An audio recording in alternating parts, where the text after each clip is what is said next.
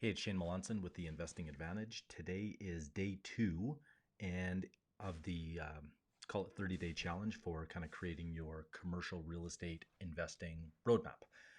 You could use this in residential real estate. Just so happens that my focus is commercial real estate. So really today what I thought I would do is kind of give you like a 7-step framework for investing in real estate. And I was just looking for my book, but it's a little too far away in terms of what this is based on. But I'll try to include a link to it below. Um, and I thought maybe what I would do is just kind of like back up and give you a little bit of a story, if you will. And I think the story will help kind of reinforce um, today's kind of fundamental exercise, homework, lesson, what have you. And that is when I was growing up in Whitecourt, every year, because my parents were teachers and they were from out east, my mom was out in Cape Breton and my dad was in St. John, New Brunswick. We would we would drive across Canada and sorry, I just I just saw a text come in. We would drive across Canada, and our trip would be 5 days if we basically just put our head down and didn't stop and went straight across. And when we were young, for the most part, we just slept. But as we got older, my parents decided to kind of make it a little bit more fun. And what we would do is we would actually get an opportunity to pick and choose the route we wanted to go. And so for me, because I love going through the US and 4th of July parties, and because we would camp as we went across the US, it would take us kind of like 2 weeks almost. But we'd stop and we would detour, and we were really able to enjoy the trip as we were going across. It wasn't just about getting to that destination, we actually enjoyed the entire process. And so I think similarly, what I see in investing in real estate is some people I think have the mindset that they're just going to grind it out and save and scrimp and really not have a lot of fun in the process. And I'm not saying that there's a right or wrong way.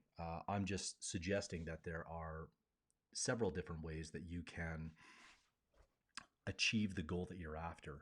And so today, this 7-step framework is really about kind of getting clear on what it is that you want, right? So, one of the best questions I ask people when I'm starting my clients that I help one on one is, what's your run rate for your monthly expenses? And that essentially becomes what I call base camp one. So, base camp one is that's what we're trying to do in terms of, okay, when you invest in real estate, and let's say it's 10,000 a month, that's your run rate, that's your mortgage, your expenses, and if you had that, you would be covered. Now, that's generally not the ideal situation. That's not going to give you abundance, but it will give you security. And so, if we can kind of get that in the next 5 years, for example, then that would be a good target to strive for. So once you've got your run rate and your target, then it's just a matter of kind of filling in the gaps. And you're going to see if you're obviously on Facebook. This is live right now, but I'll post the actual article, which is about and including exercises and everything that you can do to really kind of map out your financial blueprint. But I would say that if you took 2 hours this week and really just started to say, okay, where are we today? Where do we want to get to? And then just be open to the idea of commercial real estate, because I've noticed that a lot of real estate investors or even just investors for that matter, they look at commercial real estate and they get overwhelmed by the complexity of, well, I don't know where to find the deals. I don't have enough money. I don't have connections. I don't have time.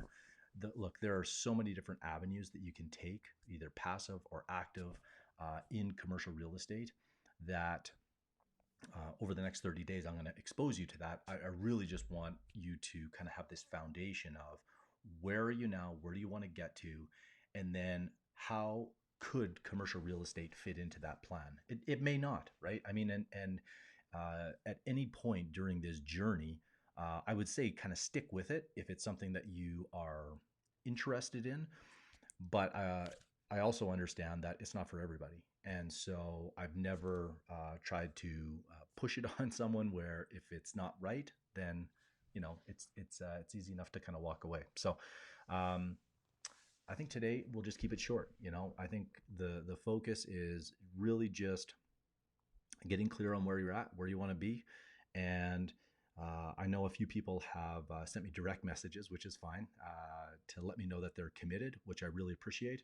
And the more interaction that I see on social media, the easier it will be for me to really kind of create content and like because I've already done this once, this 30-day challenge. But what I'm doing is I'm updating and I'm rearranging and I'm adding new stuff in. I'm taking stuff out that I didn't see was as valuable to people. So I'm not doing this for me. I'm really trying to create this to be a good experience for you. The second thing I want to just mention is some people have asked about my book. You can just go to my website at shanemelanson.com.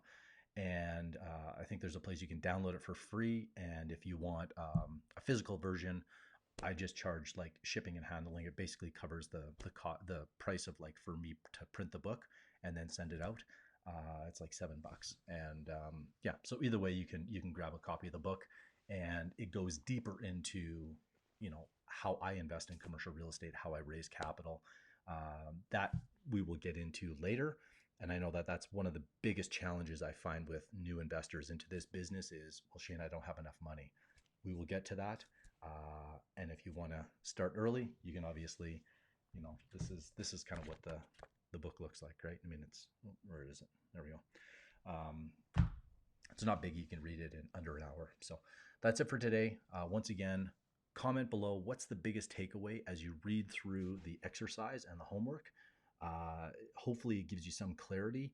I know when I first did it, it made me feel fairly uncomfortable because, I mean, this is going back some years now.